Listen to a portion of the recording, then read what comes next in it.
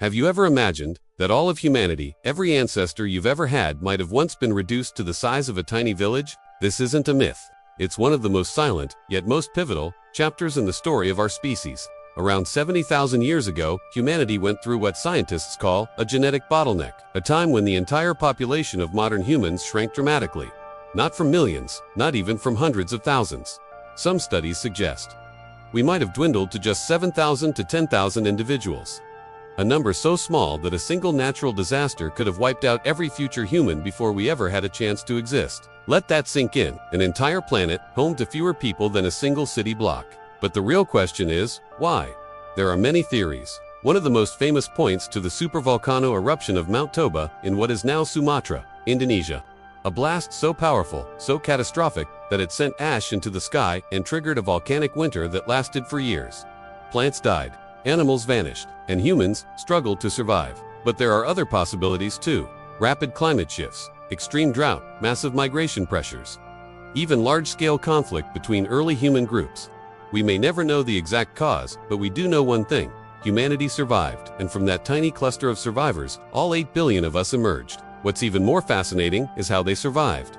Picture that world for a moment. No cities, no technology, no guaranteed food. Yet humans had something no other species possessed: an extraordinary ability to cooperate, to share stories, to build trust, and to create meaning. In that fragile moment of existence, humans began developing things we consider ordinary today: more complex language, stronger social bonds, and the earliest sparks of culture. We realized that survival wasn't just about physical strength, but about relying on one another, staying connected, staying together. Some anthropologists believe that during these harsh years, the human imagination expanded more rapidly than ever before. When the external world was unforgiving, humans turned inward, creating stories, symbols, rituals, and beliefs.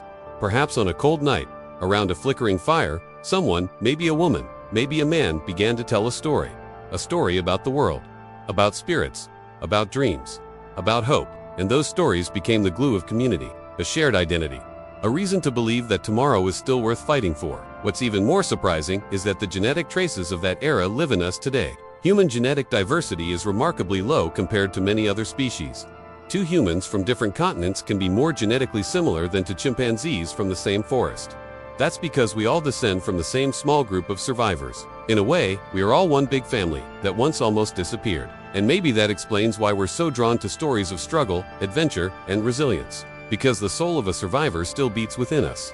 We are the result of countless generations that refused to give up, who kept walking, even when the world seemed to collapse around them. Today, when we face modern problem, stress, uncertainty, identity crisis, we often forget that our ancestors endured far worse and still survived.